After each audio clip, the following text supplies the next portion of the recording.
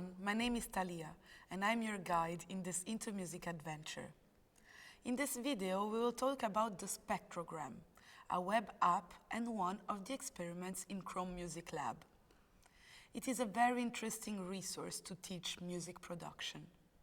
Let's have a look at it and discover how we can use it in our teaching plans. In 2016, Google released the Chrome Music Lab, a set of experiments that let anyone explore how it works. The aim was to help make learning about music a bit more accessible to everyone, using technology that's open to everyone, the web. First, let's access the Chrome Music Lab Experiments website and choose the spectrogram. This tool is a spectrogram, which is basically a picture of sound.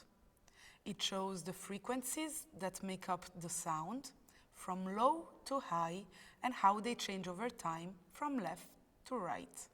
When you hear a fundamental note, you actually have frequencies, like little invisible notes above it that are being played. Let's see. If we click on an instrument, here at the bottom of the screen, it will show us its frequencies. Let's click on the flute.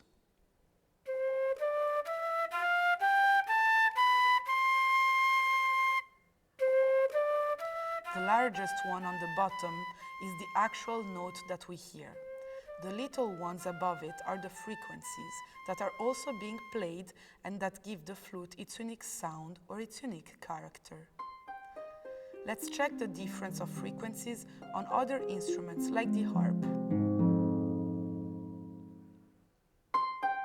We can look if there are more or less frequencies, for example. We can also check whistling, the trombone,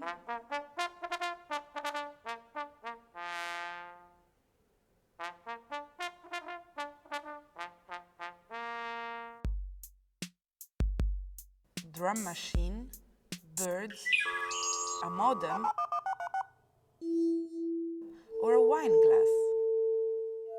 On top of these examples, you can use the microphone of your computer to test your voice or the one of your students and actually see what your own sound looks like.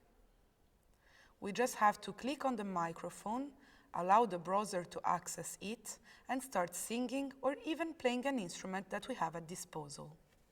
The SPECTROGRAM by Chrome Music Lab is a great digital tool for music education.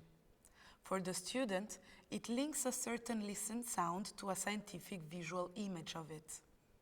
For a teacher, it can help in teaching some characteristics of sound or for other informal learning experiences.